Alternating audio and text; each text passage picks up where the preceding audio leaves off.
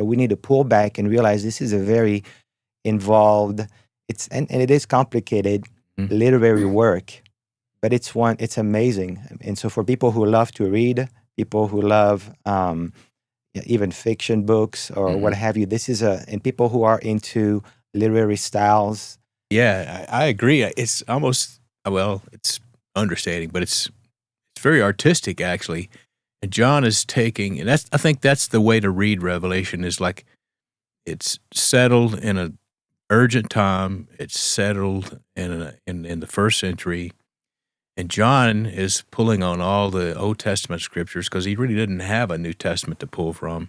So he's pulling from Old Testament prophetic language and figures of speech and imagery, and he's kind of just taking this wild prophetic edge and communicating, and that's, you know, the Lord is in it. The Lord, I was in the Spirit on the Lord's day, and so the Lord is in that. That's how God wanted it communicated, and He was obedient. And so we have to have that appreciation that God could come down and have just some oracle robot do and just give bland communication, but God's magnificent and creates on a big scale on a big canvas.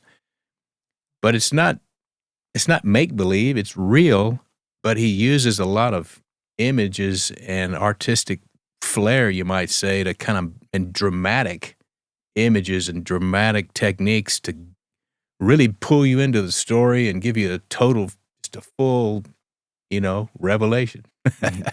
to make a corny pun, I guess, but And so we really want to see John and understand that he's also repurposing a lot of these Old Testament scriptures, especially the prophets. So he repurposes those, he reworks those in Revelation, and it is a prophetic text. It's a text that reveals judgment, and we know this also from the tribulation that was discussed in the Olivet Discourse. But Jesus, we see how this is all going to play out because of the parallel of the Olivet Discourse and Revelation. But it was also a blessing to the saints and the victorious church, yeah, and that was to come. right.